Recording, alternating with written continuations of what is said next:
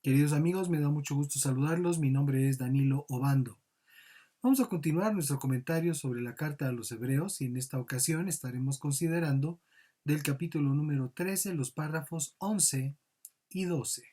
La escritura nos dice así: los cuerpos de los animales cuya sangre introduce el sumo sacerdote en el santuario a causa del pecado se queman fuera del campamento. De igual manera, Jesús sufrió fuera de la puerta para santificar así al pueblo mediante su propia sangre. Haciendo nuevamente referencia al sacerdocio levítico, el Espíritu nos recuerda la logística empleada por los sacerdotes de entonces, haciendo notar que los cuerpos inertes utilizados para el sacrificio del tabernáculo eran quemados afuera del campamento, según instruyó al pueblo Moisés en el capítulo 29, verso 14 del libro de Éxodo. Pero la carne del becerro y su piel y su estiércol los quemarás totalmente fuera del campamento, pues se trata de una ofrenda por el pecado.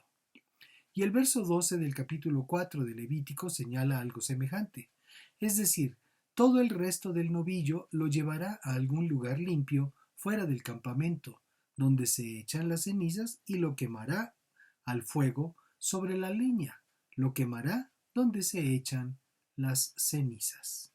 Y así, como lo señala Éxodo, el sacrificio de Jesús también fue por el pecado. Mateo lo declaró en el capítulo 1, verso 21 de su versión del Evangelio, publicando así lo que el ángel anticipó a José sobre María, su mujer. María tendrá un hijo, a quien pondrás por nombre Jesús, porque él salvará a su pueblo de sus pecados. Y en su carta a los creyentes de Roma, Pablo escribe en el capítulo 8, versos 2 al 4, porque la ley del Espíritu de vida en Cristo Jesús me ha librado de la ley, del pecado y de la muerte, porque Dios ha hecho lo que para la ley era imposible hacer, debido a que era débil por su naturaleza pecaminosa. Por causa del pecado envió a su Hijo en una condición semejante a la del hombre pecador, y de esa manera condenó al pecado en la carne, para que la justicia de la ley se cumpliera en nosotros, que no seguimos los pasos de nuestra carne, sino los del Espíritu. Y como bien dice aquí, por lo que era necesario que fuera llevado fuera del campamento. De igual manera Jesús sufrió fuera de la puerta para santificar así al pueblo mediante su propia sangre. Aquí el Espíritu refiere la cultura religiosa judía, como aquel campamento que Moisés levantó en el desierto. Y por ello era necesario que Jesús fuese sacrificado fuera de las puertas de la ciudad, fuera del contexto de la religiosidad y costumbres judías.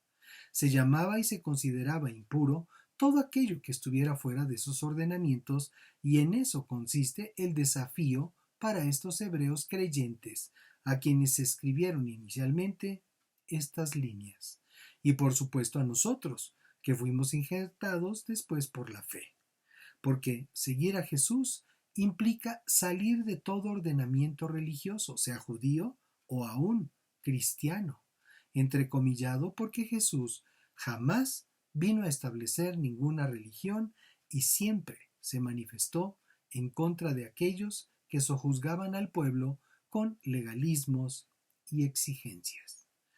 Gracias a Dios por Cristo, en quien hemos sido liberados del pecado y de toda atadura religiosa.